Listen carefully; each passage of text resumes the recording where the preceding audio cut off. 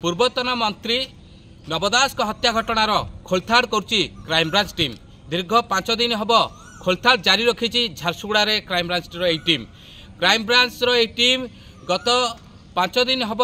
झारसुगुड़ा जाए प्रथमे नव दास पत्नी मिनती दास को पचराउचरा करने बयान रेकर्ड कर परदिन अर्थात द्वितीय दिन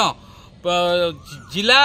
जो रही जिला चिकित्सालय सेठार से जो कर्मचारी रही पचराउचरा कर परवर्ती समय पाखर जो बंदर रही विमान बंदर जो कर्मचारी रही हत्या घटना पर पचराउचरा कर बयान रेकर्ड कर अर्थात तृतीय दिन नवदास पुआ विशाल एवं दीपाल को बापा हत्या घटना पर पचराउचर कर बयान रेकर्ड कर शेष अर्थात आज 5 दिन रे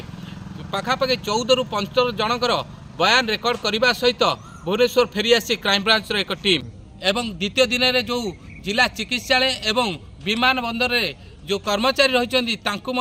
पचराउचरा कर क्राइमब्रांच टीम पाखापाखि यही जो घटना 2023 जनवरी 29 तारीख में ब्रजराजनगर गांधी छक ठारे जो रही एसआई गोपाल दास तांकर 4 राउंड गुली नवदास को देह बाजते और नवदास से गली पड़ते परवर्ती समय ठारू गोपाल दास आसिक ये जो रही कटक जो जेल रही चौद्वार मंडल कारागार यही गोपाल दास को रखा से तृतीय दिन में जिला चिकित्सालय एवं स्थानीय विमान बंदर में कर्मचारी पचराउचरा करने सहित जिला चिकित्सालय जो सीडीएम रही पचराउचरा कर क्राइमब्रांच टीम एवं परे पाखापाखि 14 ରୁ 15 जनकर बयान रेकर्ड करने सहित आज पंचम दिन में फेरी आसी क्राइमब्रांच ए टीम गत 2023 जनवरी 29 तारीख में ब्रजराजनगर गांधी छक ठारे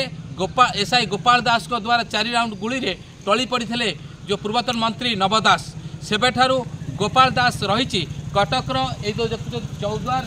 सर्कल मंडल कारागार यही ही गोपाल दास रही जहाँ आम पाखे सूचना रही क्राइमब्रांच एक टीम यही जेल को आसब एवं गोपाल दास को किसी पचराउचरा करने सहित तार संपूर्ण बयान को रेकर्ड कर झारसुगुड़ा रेकर्ड कर बयान एवं गोपाल दास रेकर्ड करने बयान को सबू बयान टिक क्राइमब्रांच को हस्तांतर करा जहाँ कहते क्राइमब्रांच अतिरिक्त एसपी कटक चौद्वार क्षीरोद परिडांग सहित रुद्राशिष नाथ फोकस प्लस।